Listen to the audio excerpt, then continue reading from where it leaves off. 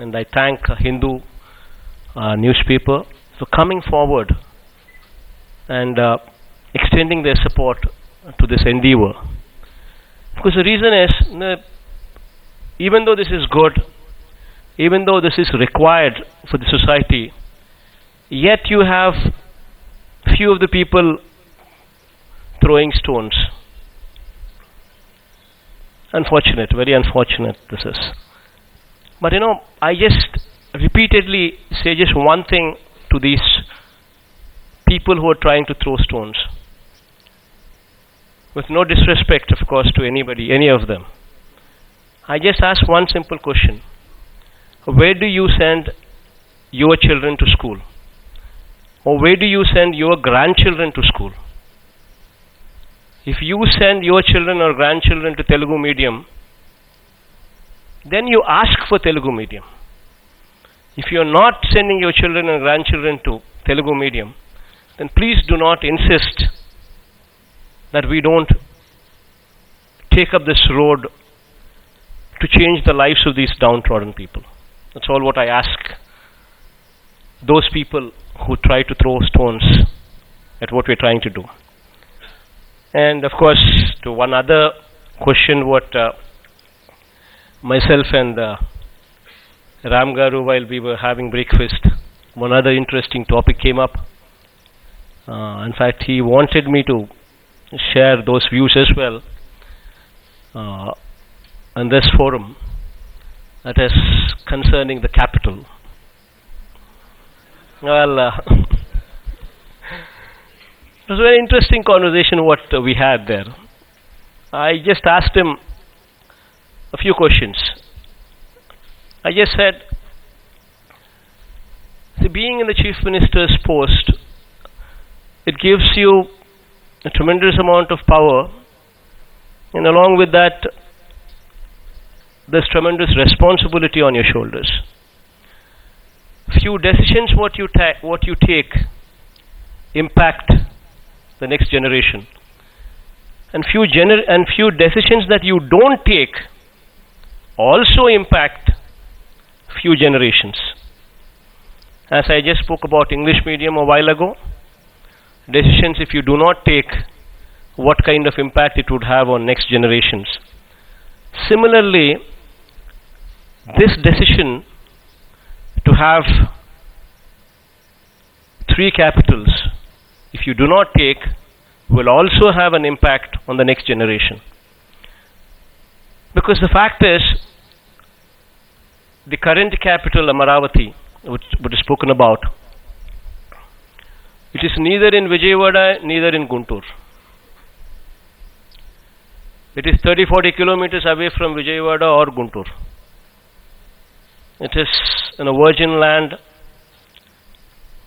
away from Vijayawada 30-40 kilometers, away from Guntur 30-40 kilometers, in a virgin land.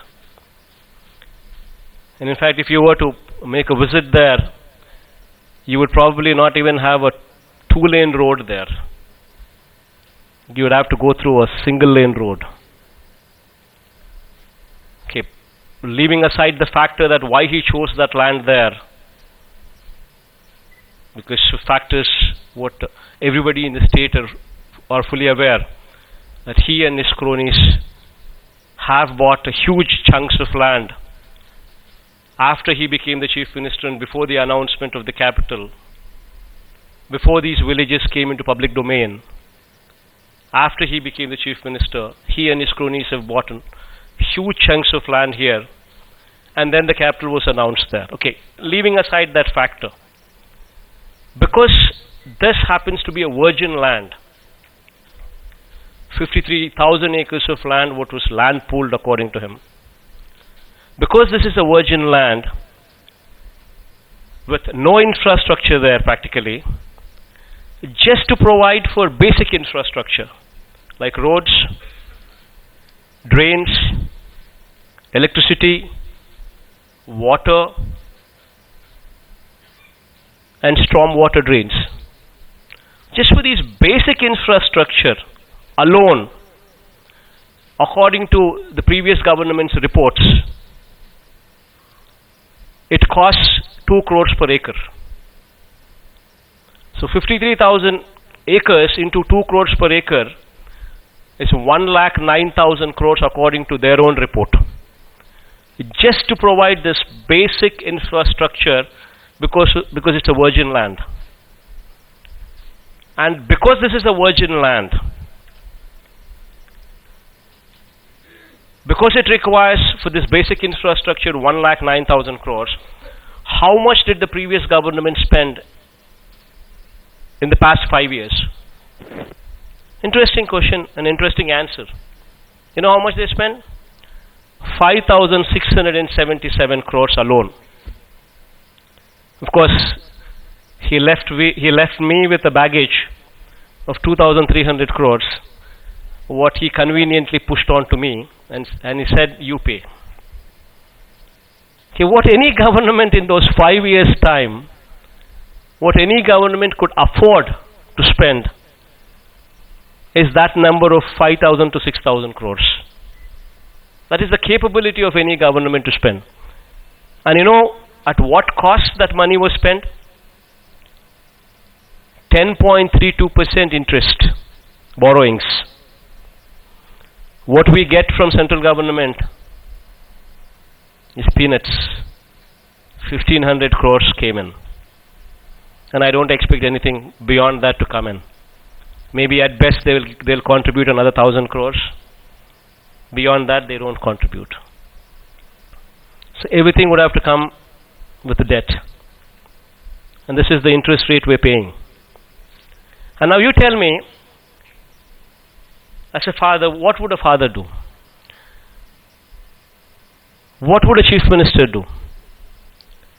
Today my situation is, I'm sitting down here. There is this Amaravati capital which requires 1,09,000 crores minus 6,000 crores, another 1,03,000 crores to provide for this basic infrastructure. Roads, drains, power and water. And now my ability to put in money is around about 6,000 crores. Or at best 7,000 crores. Even presuming that the borrowings come. Now an investment, the amount what is required is more than 1,00,000 crores. And my ability to put in is around about 5,000-6,000 crores. Wouldn't be, just imagine what it would contribute. It would be like a drop of water in an ocean. It would not even be visible. Whereas Visakhapatnam, Vizag, it's already a number 1 city in Andhra Pradesh. It has all the infrastructure already in existence. The roads, the drains, the power, the water, everything. Out of this 1,00,000 crores, even 10% of this amount, if I were to put into Visakhapatnam, Vizag, at least, if not now, if not 5 years, at least in 10 years' time, we would be competing with Hyderabad. We would be competing with Bangalore.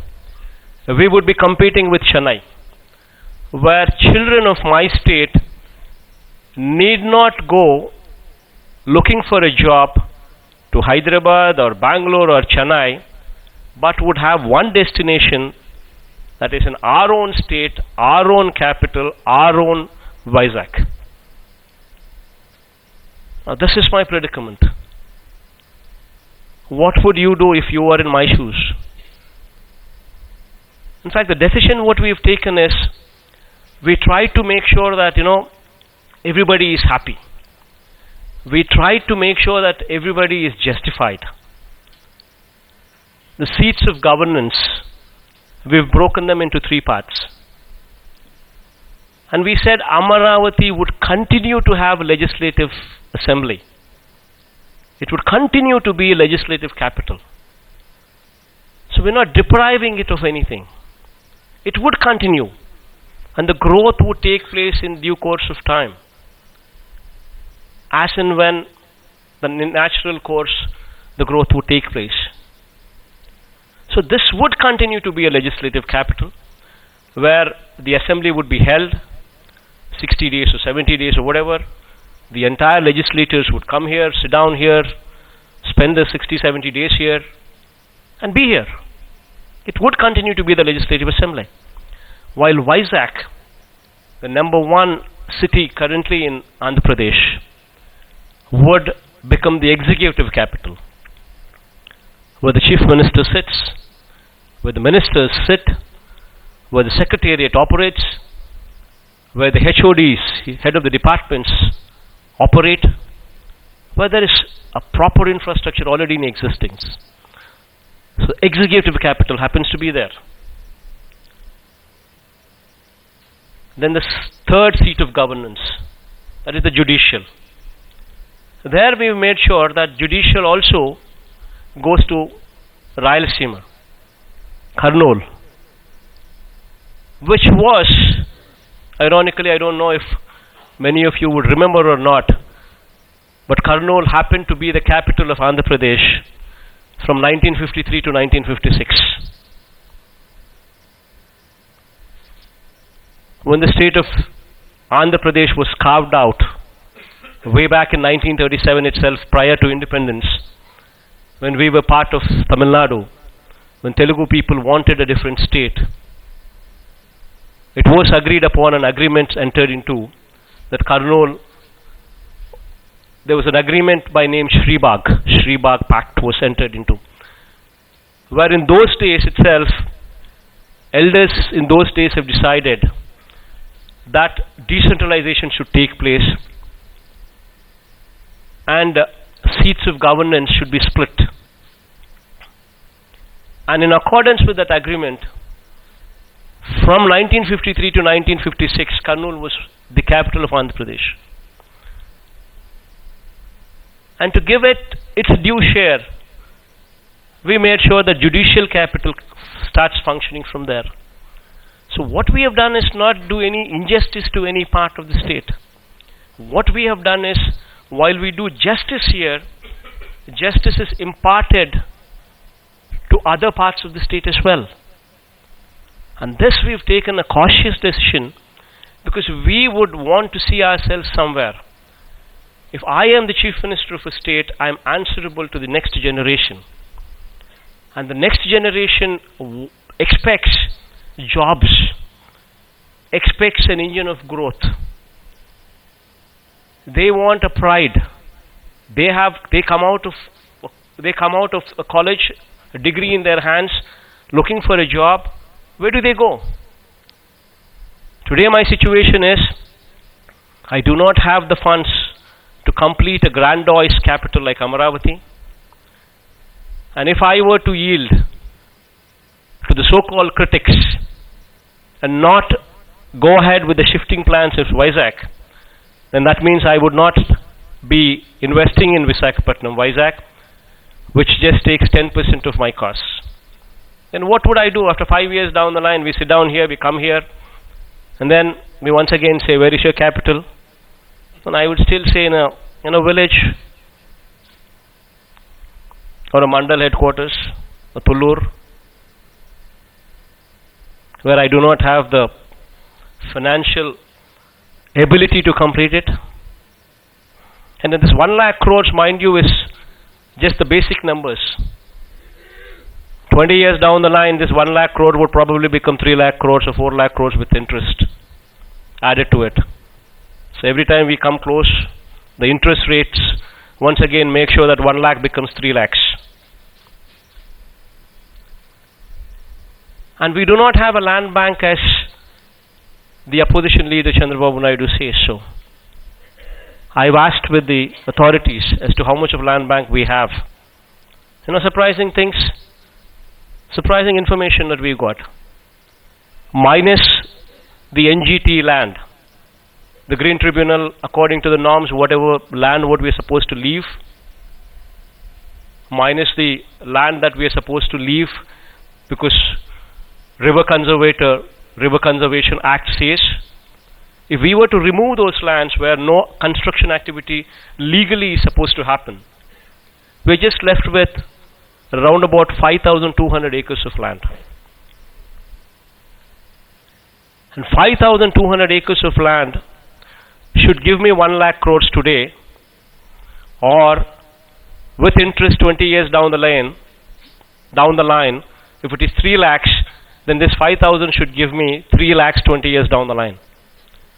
So it's 20 crores an acre now, or 5,000 into probably 3 lakh crores or 4 lakh crores, 90 crores per acre 20 years down the line. So do we have that? Or where do we get that money from? So that was the predicament with which we had to take decisions, what we had to take. And all of them sound very revolutionary. But all what I can say is, I have done everything as a father would do. And since I have been bestowed with this responsibility of being a father to the state of Andhra Pradesh, I have done my fatherly duty to the best of my ability. And thank you for this opportunity.